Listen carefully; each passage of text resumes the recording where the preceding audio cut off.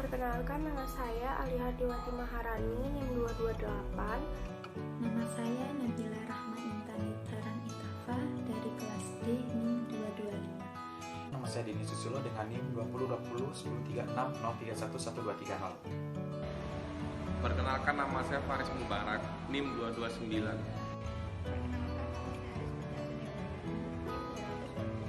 Perkenalkan, nama saya Chandra Oktabrono, NIM 202010360311227 dari kelas D.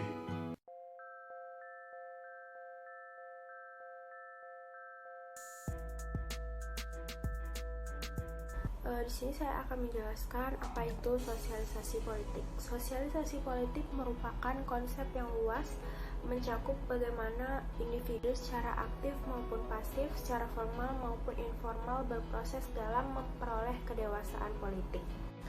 Individu mengembangkan pandangan dan preferensi politik pada dirinya. Suatu upaya mengidentifikasi siapa dirinya secara politis dalam kontestasi pandangan politik di dunia. Tujuan dari sosialisasi politik yang pertama untuk dapat memperluas pemahaman serta penghayatan dan juga wawasan terhadap suatu masalah-masalah politik yang berkembang. Yang kedua, mampu meningkatkan kualitas di dalam berpolitik itu sesuai dengan aturan hukum yang berlaku. Yang ketiga, dapat meningkatkan kualitas kesadaran politik rakyat itu menuju peran aktif serta partisipasinya terhadap pembangunan politik bangsa itu secara keseluruhan. Contoh dari sosialisasi politik yang pertama, sosialisasi dalam masyarakat seperti pemilihan ketua RT. Yang kedua, sosialisasi dalam lingkungan sekolah seperti pemilihan ketua OSIS. Yang ketiga, sosialisasi dalam pergaulan.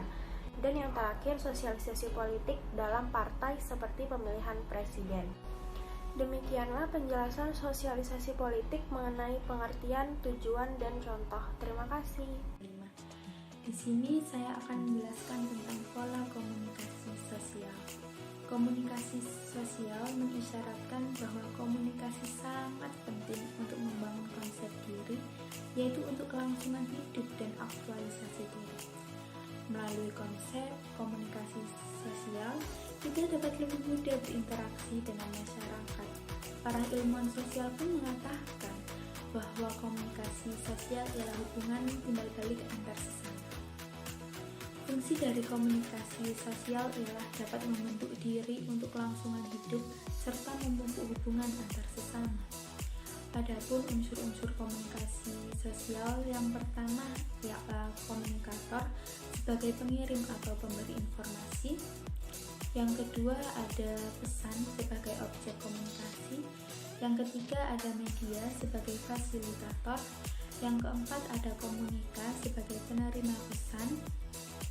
Dan yang terakhir ada feedback sebagai efek atau dampak dari komunikasi.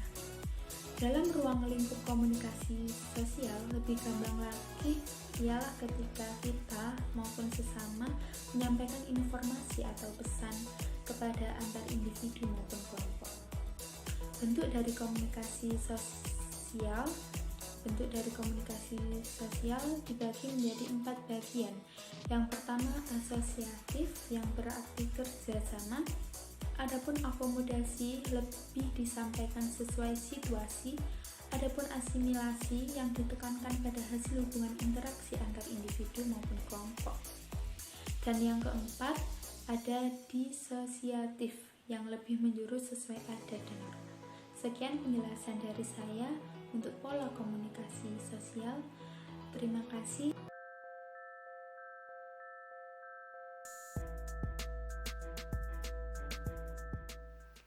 Baik, pada kesempatan sekali ini saya akan menjelaskan mengenai perkembangan sosialisasi politik. Menurut Surbakti, sosialisasi politik adalah proses pembentukan sikap dan orientasi politik kepada para anggota masyarakat. Dengan melalui sosialisasi politik ini diharapkan masyarakat mampu mendapatkan atau memperoleh sikap dan orientasi mengenai kehidupan politik yang berkembang di lingkungannya. Secara empiris mengenai negara demokrasi itu dapat dilihat dari berbagai banyak hal. Salah satunya itu melalui pemilu, yang mana pemilu ini dilaksanakan untuk mendapatkan pemimpin yang mereka harapkan, baik dari tingkat pusat maupun sampai tingkat daerah. Dalam hal ini, Indonesia merupakan negara yang berusaha dengan semaksimal mungkin untuk menciptakan yang namanya demokrasi yang baik, yaitu melalui pemilihan umum. Di sisi lain juga, pemilihan umum dapat dilaksanakan sesuai rencana jika ada partisipasi masyarakat, yang mana partisipasi masyarakat ini sangat diperlukan agar pemilihan umum itu dapat berjalan sesuai yang diharapkan. Meskipun masih banyak pemilihan umum di Indonesia itu banyak hal atau banyak oknum atau masyarakat yang melakukan pencurangan untuk memilih pemimpin yang mereka harapkan. Misalkan oknum atau masyarakat yang memberikan uang kepada masyarakat lain untuk memilih calon yang mereka impikan, calon yang mereka inginkan. Ini merupakan hal yang sangat disayangkan karena yang seharusnya pemilu ini berjalan dengan sehat, berjalan dengan baik, berjalan dengan sesuai peraturan. Ini justru malahan terdapat oknum yang tidak bertanggung jawab dan terlibat dalam pemilihan umum itu sendiri. Ini merupakan hal yang tidak baik yang seharusnya kita hindari ketika setiap ada pemilihan umum itu sendiri. Kemudian model mekanisme sosialisasi politik menurut Rush and Aldous di sini ini menjelaskan mengenai bagaimana para agen mentransmisikan elemen-elemen sosialisasi politik yang sangat bervariasi. Yang mana pada dahulu terdapat 3 model mekanisme sosialisasi politik itu sendiri. Yang pertama itu imitasi. Imitasi ini merupakan peniruan terhadap tingkah laku individu-individu lain, yang mana ini sangat penting dalam sosialisasi pada masa anak-anak, meskipun pada dasarnya tidak dibatasi tingkah laku pada anak-anak saja. Kemudian instruksi. Instruksi ini merupakan peristiwa penjelasan diri, yang mana perlu diketahui hanya terbatas pada proses belajar formal saja. Kemudian yang terakhir yaitu motivasi. Motivasi ini lebih sering diidentifikasikan dengan pengalaman umum saja, yang mana menurut Levin maksudnya motivasi ini terbentuk atau bentuk dari tingkah laku yang tepat atau tingkah laku yang cocok melalui pembelajaran dari setiap orang yang telah mengalami proses coba-coba dan kegagalan. Dalam kata lain, semakin banyak kita gagal, semakin banyak kita mencoba-coba, semakin banyak juga motivasi yang kita peroleh.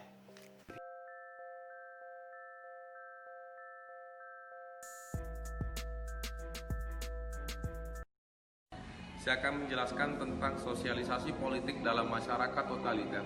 Hanya dengan jalan membentuk kembali secara radikasi ajaran organisasi dan pendidikan anak-anak muda, kita akan mampu menjamin bahwa hasilnya akan merupakan kreasi dari suatu masyarakat yang tidak akan sama dengan masyarakat lama, yaitu masyarakat komunis.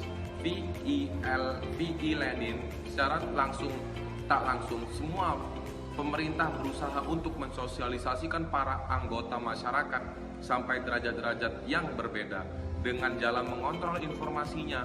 Akan tetapi dalam masyarakat totaliter, pengontrolan tersebut meliputi segala-galanya. Satu penelitian secara khusus telah dilakukan guna menyelidiki nilai-nilai pengasuhan anak yang dilakukan oleh berbagai generasi orang tua Rusia. Nilai-nilai itu adalah tradisi, presentasi pribadi, penyesuaian diri intelektual, dan politik. Di sini saya akan menjelaskan tentang sosialisasi politik dalam masyarakat primitif. Dalam masyarakat primitif, peranan sosialisasi pada umumnya tanpa saling jelas. Khususnya dalam masyarakat yang tengah atau telah cukup lama berdiri untuk menegakkan tradisi-tradisi kemasyarakatan yang menetapkan kultur dan kepercayaan masyarakat. Dan saya akan menjelaskan tentang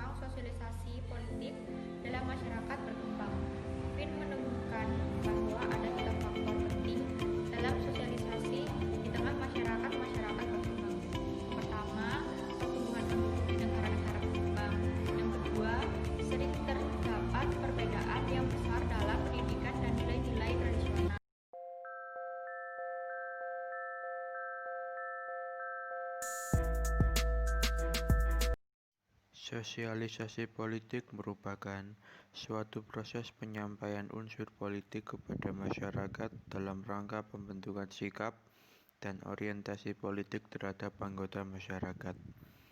Perubahan struktur politik merupakan suatu perubahan yang terjadi dalam suatu unsur politik yang terjadi melalui proses-proses yang telah ditentukan dan melalui agen-agen yang telah ada dan dapat digunakan untuk melakukan suatu perubahan dalam unsur-unsur politik yang telah ada sebelumnya. Sifat sosialisasi politik yang bervariasi menurut waktu, serta yang selalu menyesuaikan dengan lingkungan yang memberinya kontribusi, berkaitan dengan sifat dari pemerintahan dan derajat serta sifat dari perubahan. Semakin stabil pemerintahan, semakin terperinci agensi-agensi utama dari sosialisasi politik. Sebaliknya, semakin besar derajat perubahan dalam satu pemerintahan non-totaliter, akan semakin tersebarlah agensi-agensi utama dari sosialisasi politik. Dalam sosialisasi politik terdapat beberapa agen yang membantu, yaitu yang pertama, keluarga, kedua, peer group, ketiga, sistem pendidikan, keempat, media massa.